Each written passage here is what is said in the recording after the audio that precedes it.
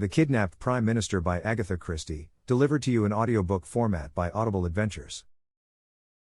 Now that war and the problems of war are things of the past, I think I may safely venture to reveal to the world the part which my friend Poirot played in a moment of national crisis. The secret has been well guarded. Not a whisper of it reached the press.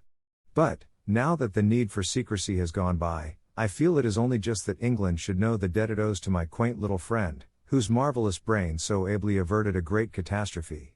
One evening after dinner, I will not particularize the date, it suffices to say that it was at the time when peace by negotiation was the parrot cry of England's enemies. My friend and I were sitting in his rooms. After being invalided out of the army, I had been given a recruiting job, and it had become my custom to drop in on Poirot in the evenings after dinner and talk with him of any cases of interest that he might have on hand.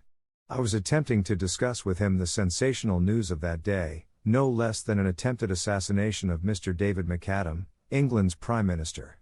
The account in the papers had evidently been carefully censored. No details were given, save that the Prime Minister had had a marvelous escape, the bullet just grazing his cheek. I considered that our police must have been shamefully careless for such an outrage to be possible. I could well understand that the German agents in England would be willing to risk much for such an achievement.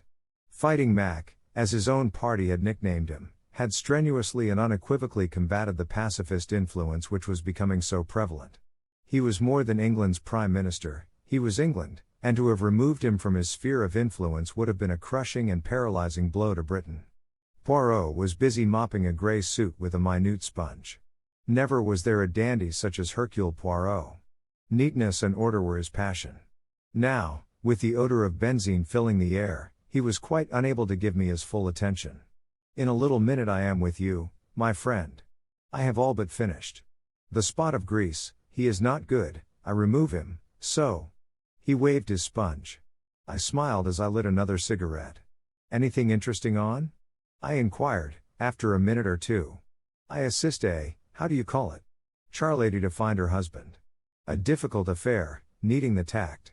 For I have a little idea that when he is found he will not be pleased. What would you? For my part, I sympathize with him.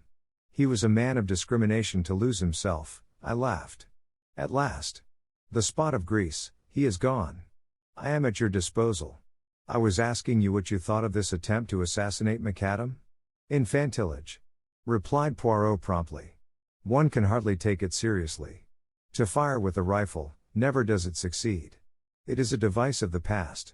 It was very near succeeding this time, I reminded him. Poirot shook his head impatiently. He was about to reply when the landlady thrust her head round the door and informed him that there were two gentlemen below who wanted to see him. They won't give their names, sir, but they says as it's very important. Let them mount, said Poirot, carefully folding his grey trousers. In a few minutes the two visitors were ushered in, and my heart gave a leap as in the foremost I recognized no less a personage than Lord Esther, leader of the House of Commons, whilst his companion, Mr. Bernard Dodge, was also a member of the War Cabinet, and, as I knew, a close personal friend of the Prime Minister. Monsieur Poirot? Said Lord Esther interrogatively. My friend bowed. The great man looked at me and hesitated. My business is private. You may speak freely before Captain Hastings, said my friend, nodding to me to remain. He has not all the gifts, no. But I answer for his discretion.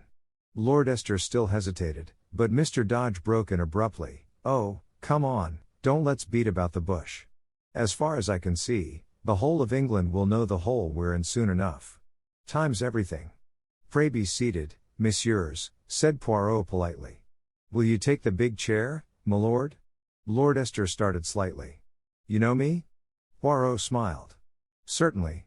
I read the little papers with the pictures. How should I not know you? Monsieur Poirot, I have come to consult you upon a matter of the most vital urgency. I must ask for absolute secrecy. You have the word of Hercule Poirot, I can say no more, said my friend grandiloquently. It concerns the Prime Minister. We are in grave trouble. We're up a tree, interposed Mr. Dodge. The injury is serious, then? I asked. What injury? The bullet wound. Oh, that, cried Mr. Dodge contemptuously. That's old history. As my colleague says, continued Lord Esther, that affair is over and done with. Luckily, it failed. I wished I could say as much for the second attempt. There has been a second attempt, then? Yes, though not of the same nature. Monsieur Poirot, the Prime Minister has disappeared. What? He has been kidnapped. Impossible, I cried, stupefied. Poirot threw a withering glance at me, which I knew enjoined me to keep my mouth shut. Unfortunately, impossible as it seems, it is only too true, continued his lordship. Poirot looked at Mr. Dodge. You said just now, monsieur, that time was everything. What did you mean by that? The two men exchanged glances, and then Lord Esther said, You have heard, Monsieur Poirot, of the approaching Allied conference? My friend nodded. For obvious reasons, no details have been given of when and where it is to take place. But, although it has been kept out of the newspapers, the date is, of course, widely known in diplomatic circles. The conference is to be held tomorrow, Thursday, evening at Versailles. Now you perceive the terrible gravity of the situation. I will not conceal from you that the Prime Minister's presence at the conference is a vital necessity. The pacifist propaganda, started and maintained by the German agents in our midst, has been very active. It is the universal opinion that the turning point of the conference will be the strong personality of the Prime Minister. His absence may have the most serious results, possibly a premature and disastrous peace. And we have no one who can be sent in his place. He alone can represent England. Poirot's face had grown very grave. Then you regard the kidnapping of the Prime Minister as a direct attempt to prevent his being present at the conference? Most certainly I do. He was actually on his way to France at the time. And the conference is to be held? At 9 o'clock tomorrow night. Poirot drew an enormous watch from his pocket. It is now 9:15. 24 hours, said Mr. Dodge thoughtfully. And a quarter, amended Poirot. Do not forget the quarter, monsieur, it may come in useful. Now for the details. The abduction, did it take place in England or in France? In France. Mr. McAdam crossed to France this morning. He was to stay tonight as the guest of the Commander-in-Chief, proceeding tomorrow to Paris. He was conveyed across the Channel by destroyer. At Boulogne he was met by a car from General Headquarters and one of the Commander-in-Chief's ADCS Bien? Well, they started from Boulogne, but they never arrived. What? Monsieur Poirot, it was a bogus car and a bogus ADC. The real car was found in a side road, with the chauffeur and the ADC neatly gagged and bound. And the bogus car? Is still at large. Poirot made a gesture of impatience. Incredible. Surely it cannot escape attention for long? So we thought. It seemed merely a question of searching thoroughly. That part of France is under military law. We were convinced that the car could not go long unnoticed. The French police and our own Scotland Yard men, and the military are straining every nerve. It is, as you say, incredible, but nothing has been discovered. At that moment a tap came at the door, and a young officer entered with a heavily sealed envelope which he handed to Lord Esther. Just through from France, sir. I brought it on here, as you directed. The minister tore it open eagerly, and uttered an exclamation. The officer withdrew. Here is news at last. This telegram has just been decoded. They have found the second car, also the secretary, Daniels, chloroformed, gagged, and bound, in an abandoned farm near C. He remembers nothing, except something being pressed against his mouth and nose from behind, and struggling to free himself. The police are satisfied as to the genuineness of his statement. And they have found nothing else? No. Not the Prime Minister's dead body? Then, there is hope. But it is strange. Why, after trying to shoot him this morning, are they now taking so much trouble to keep him alive? Dodge shook his head. One thing's quite certain. They're determined at all costs to prevent his attending the conference. If it is humanly possible, the Prime Minister shall be there. God grant it is not too late. Now, messieurs, recount to me everything, from the beginning. I must know about this shooting affair as well. Last night, the Prime Minister, accompanied by one of his secretaries, Captain Daniels, the same who accompanied him to France? Yes. As I was saying, they motored down to Windsor, where the Prime Minister was granted an audience. Early this morning, he returned to town, and it was on the way that the attempted assassination took place. One moment, if you please. Who is this Captain Daniels? You have his dossier? Lord Esther smiled. I thought you would ask me that. We do not know very much of him. He is of no particular family. He has served in the English army, and is an extremely able secretary, being an exceptionally fine linguist. I believe he speaks 7 languages. It is for that reason that the Prime Minister chose him to accompany him to France. Has he any relatives in England? 2 aunts. A Mrs. Everard, who lives at Hampstead, and a Miss Daniels, who lives near Ascot. Ascot? That is near to Windsor, is it not? That point has not been overlooked. But it has led to nothing. You regard the Capitaine Daniels, then, as above suspicion?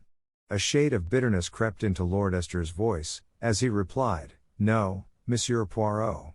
In these days, I should hesitate before I pronounced anyone above suspicion. Très bien. Now I understand, my lord, that the Prime Minister would, as a matter of course, be under vigilant police protection, which ought to render any assault upon him an impossibility. Lord Esther bowed his head. That is so. The Prime Minister's car was closely followed by another car containing detectives in plain clothes. Mr. McAdam knew nothing of these precautions. He is personally a most fearless man, and would be inclined to sweep them away arbitrarily. But, naturally, the police make their own arrangements. In fact, the Premier's chauffeur, O'Murphy, is a CID man. O'Murphy? That is a name of Ireland, is it not so? Yes, he is an Irishman. From what part of Ireland? County Clare, I believe. Tian. But proceed, my lord. The Premier started for London. The car was a closed one. He and Captain Daniels sat inside. The second car followed as usual. But, unluckily, for some unknown reason, the Prime Minister's car deviated from the main road, at a point where the road curves? Interrupted Poirot. Yes, but how did you know? Oh, c'est evident. Continue. For some unknown reason, continued Lord Esther, the Premier's car left the main road. The police car, unaware of the deviation, continued to keep to the high road. At a short distance down the unfrequented lane, the Prime Minister's car was suddenly held up by a band of masked men. The chauffeur, that brave O'Murphy, murmured Poirot thoughtfully. The chauffeur, momentarily taken aback, jammed on the brakes. The Prime Minister put his head out of the window. Instantly a shot rang out, then another. The first one grazed his cheek, the second, fortunately, went wide. The chauffeur, now realizing the danger, instantly forged straight ahead, scattering the band of men. A near escape, I ejaculated, with a shiver. Mr. McAdam refused to make any fuss over the slight wound he had received. He declared it was only a scratch. He stopped at a local cottage hospital, where it was dressed and bound up. He did not, of course, reveal his identity. He then drove, as per schedule, straight to Charing Cross, where a special train for Dover was awaiting him, and, after a brief account of what had happened had been given to the anxious police by Captain Daniels, he duly departed for France. At Dover, he went on board the waiting destroyer. At Boulogne, as you know, the bogus car was waiting for him, carrying the Union Jack, and correct in every detail. That is all you have to tell me? Yes. There is no other circumstance that you have omitted, my lord? Well, there is one rather peculiar thing. Yes? The Prime Minister's car did not return home after leaving the Prime Minister at Charing Cross. The police were anxious to interview O'Murphy, so a search was instituted at once. The car was discovered standing outside a certain unsavory little restaurant in Soho, which is well known as a meeting place of German agents. And the chauffeur? The chauffeur was nowhere to be found. He, too, had disappeared. So, said Poirot thoughtfully, there are 2 disappearances, the Prime Minister in France, and O'Murphy in London. He looked keenly at Lord Esther, who made a gesture of despair. I can only tell you, Monsieur Poirot, that, if anyone had suggested to me yesterday that O'Murphy was a traitor, I should have laughed in his face. And today? Today I do not know what to think. Poirot nodded gravely. He looked at his turnip of a watch again. I understand that I have carte blanche, messieurs, in every way, I mean? I must be able to go where I choose, and how I choose. Perfectly. There is a special train leaving for Dover in an hour's time, with a further contingent from Scotland Yard. You shall be accompanied by a military officer and a CID man, who will hold themselves at your disposal in every way. Is that satisfactory? Quite. One more question before you leave, messieurs. What made you come to me? I am unknown, obscure, in this great London of yours. We sought you out on the express recommendation and wish of a very great man of your own country. Comment? My old friend the Préfet? Lord Esther shook his head. One higher than the Préfet. One whose word was once law in Belgium, and shall be again. That England has sworn. Poirot's hand flew swiftly to a dramatic salute. Amen to that. Ah, but my master does not forget. Messieurs, I, Hercule Poirot, will serve you faithfully. Heaven only send that it will be in time. But this is dark, dark. I cannot see. Well, Poirot, I cried impatiently, as the door closed behind the ministers, what do you think? My friend was busy packing a minute suitcase, with quick, deft movements. He shook his head thoughtfully. I do not know what to think. My brains desert me. Why, as you said, kidnap him, when a knock on the head would do as well. I mused. Pardon me, mon ami, but I did not quite say that. It is undoubtedly far more their affair to kidnap him. But why? Because uncertainty creates panic. That is one reason. Were the Prime Minister dead, it would be a terrible calamity, but the situation would have to be faced. But now you have paralysis. Will the Prime Minister reappear, or will he not? Is he dead or alive?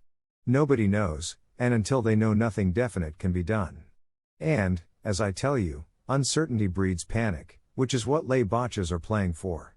Then, again, if the kidnappers are holding him secretly somewhere, they have the advantage of being able to make terms with both sides. The German government is not a liberal paymaster, as a rule, but no doubt they can be made to disgorge substantial remittances in such a case as this. Thirdly, they run no risk of the hangman's rope. Oh, decidedly, kidnapping is their affair. Then, if that is so, why should they first try to shoot him? Poirot made a gesture of anger.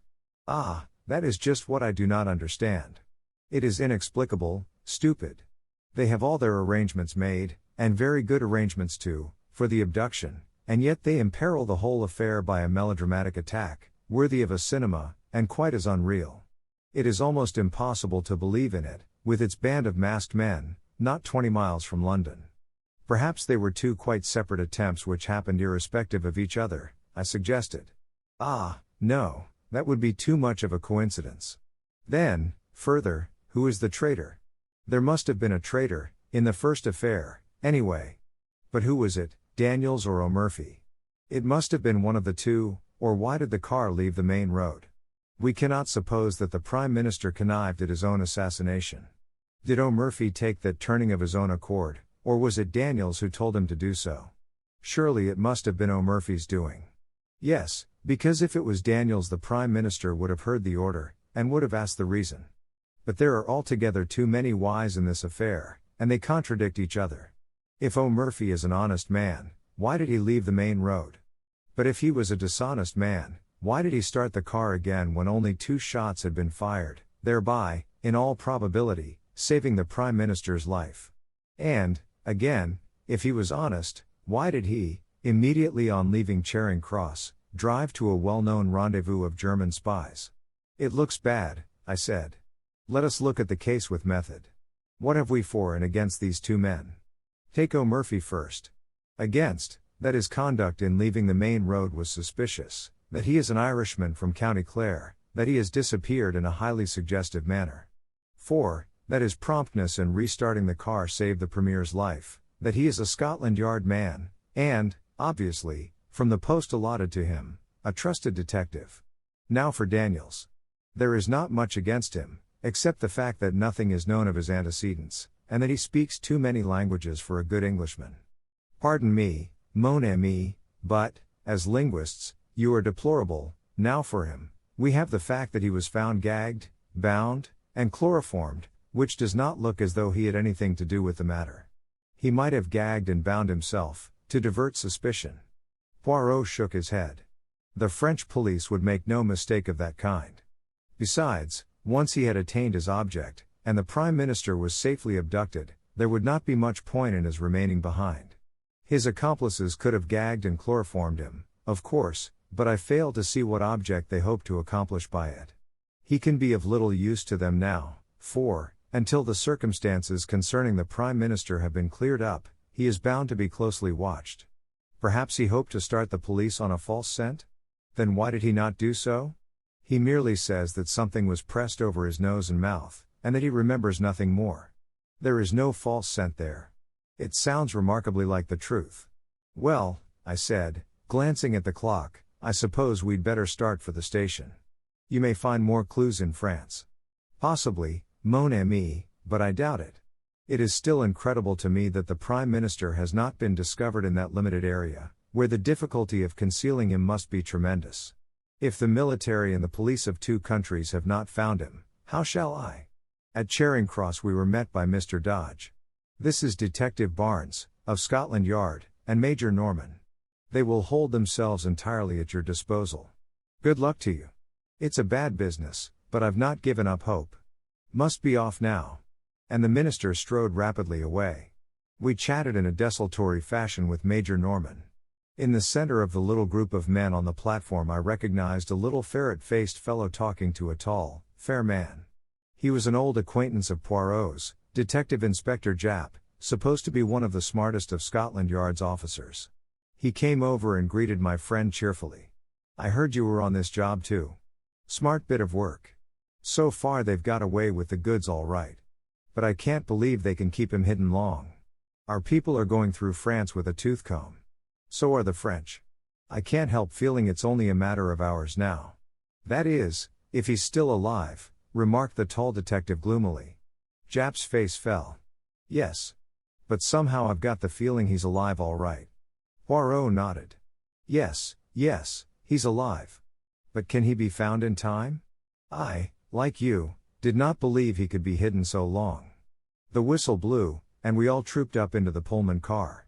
Then, with a slow, unwilling jerk, the train drew out of the station. It was a curious journey. The Scotland Yard men crowded together. Maps of northern France were spread out, and eager forefingers traced the lines of roads and villages. Each man had his own pet theory. Poirot showed none of his usual loquacity, but sat staring in front of him, with an expression on his face that reminded me of a puzzled child. I talked to Norman, whom I found quite an amusing fellow. On arriving at Dover, Poirot's behavior moved me to intense amusement. The little man, as he went on board the boat, clutched desperately at my arm. The wind was blowing lustily. Mon Dieu, he murmured. This is terrible. Have courage, Poirot, I cried. You will succeed.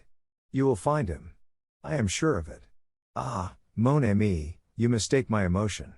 It is this villainous sea that troubles me. The mal de mer, it is horrible suffering. Oh, I said, rather taken aback. The first throb of the engines was felt, and Poirot groaned and closed his eyes. Major Norman has a map of northern France if you would like to study it? Poirot shook his head impatiently. But no. Leave me, my friend. See you, to think, the stomach and the brain must be in harmony. Lavergier has a method most excellent for averting the mal de mer. You breathe in, and out, slowly, so, turning the head from left to right and counting 6 between each breath. I left him to his gymnastic endeavors, and went on deck. As we came slowly into Boulogne harbor, Poirot appeared, neat and smiling, and announced to me in a whisper that Lavergier's system had succeeded to a marvel. Japp's forefinger was still tracing imaginary routes on his map. Nonsense. The car started from Boulogne, here they branched off. Now, my idea is that they transferred the Prime Minister to another car. See? Well, said the tall detective, I shall make for the seaports. 10 to 1, they've smuggled him on board a ship. Japp shook his head. Too obvious. The order went out at once to close all the ports. The day was just breaking as we landed. Major Norman touched Poirot on the arm. There's a military car here waiting for you, sir. Thank you, monsieur. But, for the moment, I do not propose to leave Boulogne. What? No, we will enter this hotel here, by the quay. He suited the action to the word, demanded and was accorded a private room. We three followed him, puzzled and uncomprehending. He shot a quick glance at us.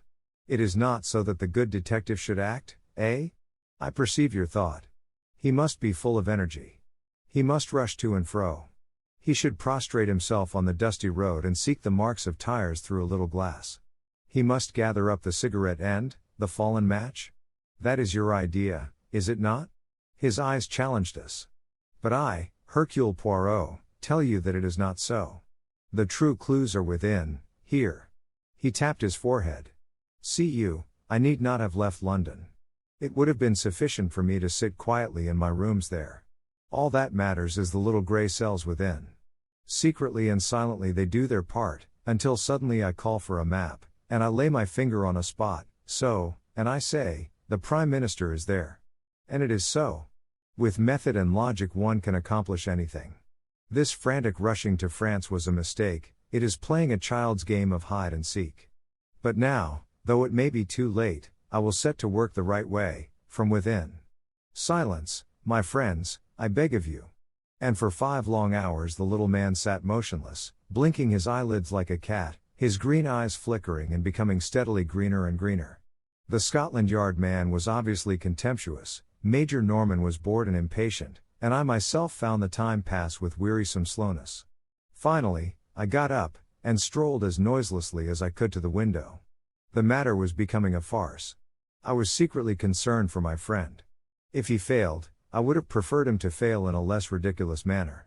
Out of the window I idly watched the Daily Leave boat, belching forth columns of smoke, as she lay alongside the quay. Suddenly I was aroused by Poirot's voice close to my elbow. Mess Amos, let us start. I turned.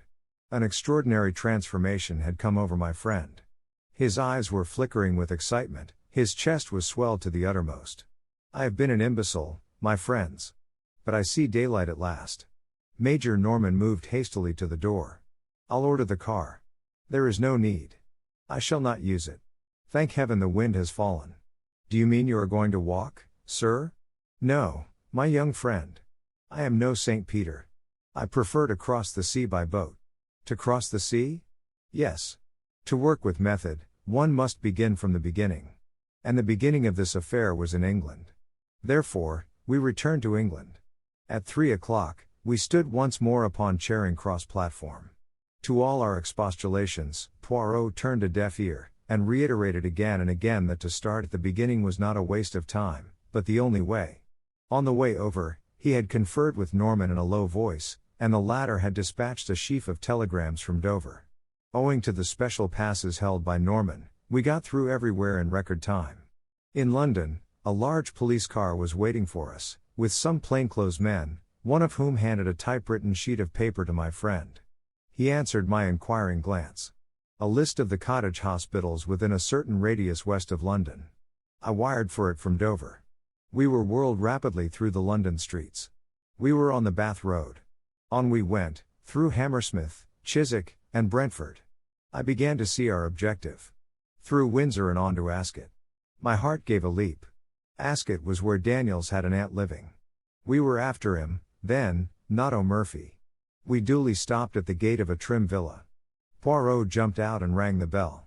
I saw a perplexed frown dimming the radiance of his face. Plainly, he was not satisfied. The bell was answered.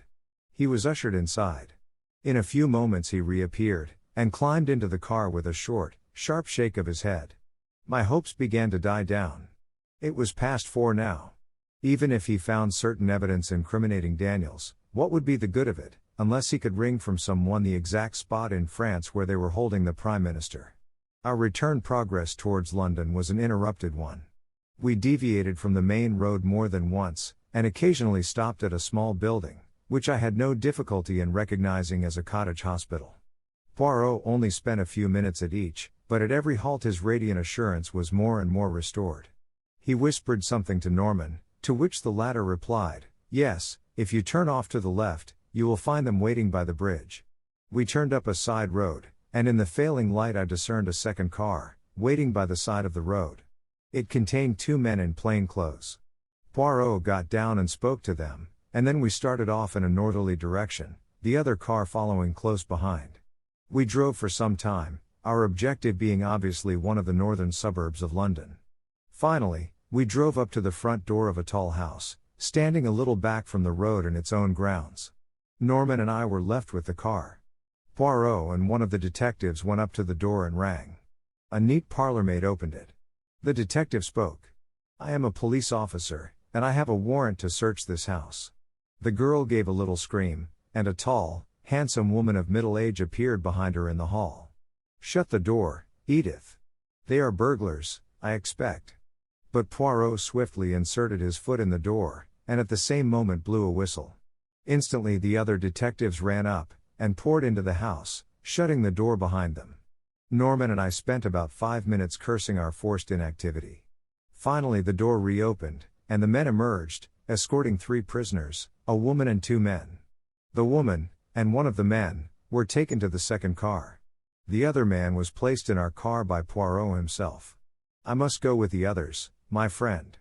But have great care of this gentleman. You do not know him, no?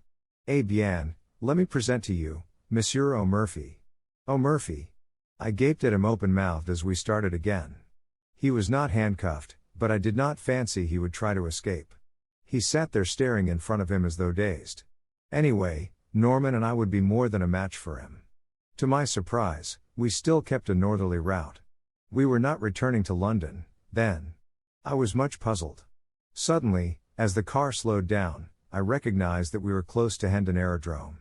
Immediately I grasped Poirot's idea. He proposed to reach France by aeroplane. It was a sporting idea, but, on the face of it, impracticable. A telegram would be far quicker. Time was everything. He must leave the personal glory of rescuing the Prime Minister to others. As we drew up, Major Norman jumped out, and a plainclothes man took his place. He conferred with Poirot for a few minutes, and then went off briskly. I, too, jumped out, and caught Poirot by the arm. "I congratulate you, old fellow. They have told you the hiding place? But, look here, you must wire to France at once. You'll be too late if you go yourself." Poirot looked at me curiously for a minute or two. "Unfortunately, my friend, there are some things that cannot be sent by telegram." At that moment Major Norman returned, accompanied by a young officer in the uniform of the Flying Corps. "This is Captain Lyle, who will fly you over to France. He can start at once." "Wrap up warmly, sir," said the young pilot. "I can lend you a coat, if you like." Poirot was consulting his enormous watch. He murmured to himself, "Yes, there is time, just time." Then he looked up, and bowed politely to the young officer. "I thank you, monsieur. But it is not I who am your passenger. It is this gentleman here." He moved a little aside as he spoke, and a figure came forward out of the darkness. It was the second male prisoner who had gone in the other car, and as the light fell on his face, I gave a gasp of surprise. It was the Prime Minister. "For heaven's sake, tell me all about it," I cried impatiently, as Poirot, Norman, and I motored back to London. "How in the world did they manage to smuggle him back to England?" "There was no need to smuggle him back," replied Poirot dryly. "The Prime Minister has never left England. He was kidnapped on his way from Windsor to London." "What?" "I will make all clear. The Prime Minister was in his car, his secretary beside him. Suddenly a pad of chloroform is clapped on his face, but by whom? By the clever linguistic Captain Daniels. As soon as the Prime Minister is unconscious, Daniels picks up the speaking tube, and directs O'Murphy to turn to the right, which the chauffeur, quite unsuspicious, does. A few yards down that unfrequented road, a large car is standing, apparently broken down. Its driver signals to O'Murphy to stop. O'Murphy slows up. The stranger approaches. Daniels leans out of the window, and, probably with the aid of an instantaneous anesthetic, such as ethyl chloride, the chloroform trick is repeated. In a few seconds, the 2 helpless men are dragged out and transferred to the other car, and a pair of substitutes take their places. Impossible. Pas du tout. Have you not seen music hall turns imitating celebrities with marvelous accuracy? Nothing is easier than to personate a public character. The Prime Minister of England is far easier to understudy than Mr. John Smith of Clapham, say. As for O'Murphy's double, no one was going to take much notice of him until after the departure of the Prime Minister, and by then he would have made himself scarce. He drives straight from Charing Cross to the meeting place of his friends. He goes in as O'Murphy, he emerges as someone quite different. O'Murphy has disappeared, leaving a conveniently suspicious trail behind him. But the man who personated the Prime Minister was seen by everyone. He was not seen by anyone who knew him privately or intimately. And Daniels shielded him from contact with anyone as much as possible. Moreover, his face was bandaged up, and anything unusual in his manner would be put down to the fact that he was suffering from shock as a result of the attempt upon his life. Mr. McAdam has a weak throat, and always spares his voice as much as possible before any great speech. The deception was perfectly easy to keep up as far as France. There it would be impracticable and impossible, so the Prime Minister disappears. The police of this country hurry across the channel, and no one bothers to go into the details of the first attack. To sustain the illusion that the abduction has taken place in France, Daniels is gagged and chloroformed in a convincing manner. And the man who has enacted the part of the Prime Minister rids himself of his disguise. He and the bogus chauffeur may be arrested as suspicious characters, but no one will dream of suspecting their real part in the drama, and they will eventually be released for lack of evidence. And the real Prime Minister? He and O'Murphy were driven straight to the house of Mrs. Everard, at Hampstead, Daniel's so-called aunt. In reality, she is Frau Bertha Ebenthal, and the police have been looking for her for some time. It is a valuable little present that I have made to them, to say nothing of Daniels. It was a clever plan, but he did not reckon on the cleverness of Hercule Poirot. I think my friend might well be excused his moment of vanity. When did you first begin to suspect the truth of the matter?